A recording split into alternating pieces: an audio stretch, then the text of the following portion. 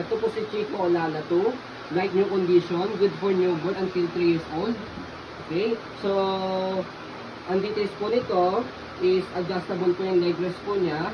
Naihiga po ito. Okay. And then, compact po din po siya. Okay.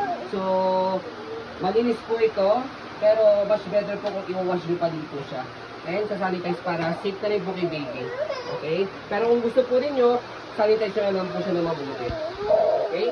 So, ito po yung details po niya one by one. Ayan. So, ito yung canopy niya. Okay. So, yung canopy niya, wala pong faded po yan. Wala pong discoloration. Napakaganda na kulay nito ang tingkad. Okay. Sa pag-fold sa kanya, pwedeng ganyan lang kalahati. Pwedeng full. Okay. Sa pad, ayan. Okay na okay po ito. Wala pong discoloration. Wala pong faded. May pad pa po siya sa harness. 5 harness. Safe na safe si baby. Wala po yung putol. Okay. So, sa leg rest, ayan, adjustable po yan. May button dito, click nyo lang to pagka gusto nyo pong ibaba pag nakaupo si baby. Okay? So, sa front handle, ayan, may pad pa rin po siya. Tanggalin nyo lang po ito, left and right, may button po yan. Ito, okay? Sa pagsasalpak nyo lang. Okay? So, pagkahiga si pad po sa likod, meron po pinipress. Papakita ko po sa inyo mamaya. So, ganyan po siya kapag nakahiga. Mahaba-haba po siya. Okay? So, regarding naman po sa leg rest niya, ayan. Okay din po yung leg rest niya. Like na condition, pati yung gulong. Kita-kita nyo naman po. Halos hindi po ito nagamit. Okay? So, yan. So, by the way, pandemic lang po ito ginamit ng saglit. Actually, yun nga po, pandemic. And then, after nun po, nung magkasagsagan po ng pandemic, at tuloy-tuloy po, hindi na po siya nagamit. Kaya po, kung makikita po ninyo, talaga halos hindi po siya nagamit. Like to condition po. Easy to maneuver, nag-swivel. Ayan, kung gusto nyo pong one way lang, i-ano nyo si baby. Gitnaan nyo po siya, and then angat nyo po. Yan. Hindi na siya mag-rotate. Okay? So, body frame sa left side. Ayan yung details.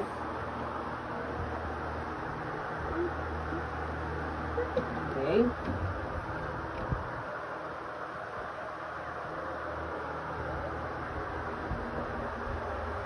So, yan. Regarding sa gulong, okay na okay na po yung gulong sa likod. So, stopper ito. Kapakan nyo lang po yan. Yan, stop. Angat nyo lang po para mag-go. Okay, basket, okay na okay din po siya. Ayan. Okay. So, sa likod, dito po siya pinipress pagka gusto nyo pong i-semi-recline or i-upo. Ito po, press nyo lang po ito and then kalahati, semi-recline. Pagka gusto nyo naman po nakaiga, sa gadget. Ayan. Okay. So, yan. So, press nyo lang po ito and then hatak po. Kapag gusto nyo pong i-upo. Body frame sa kabilang side po. Ayan.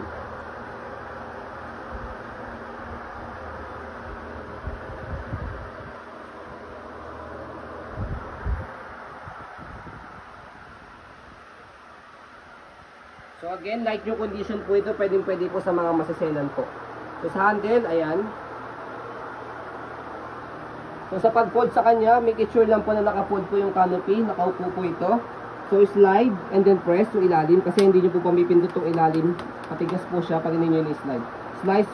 Slide, press, one hand open, one hand fold po ito. Angat nyo lang po ng konti and then baba.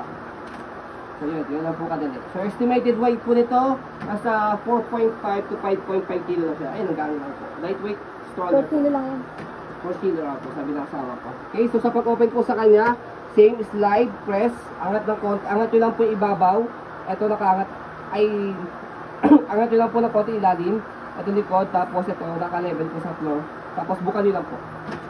So, yun. Ganyan po kadali. Kahit hawak nyo po si baby, ma-open nyo po siya saka mapufold.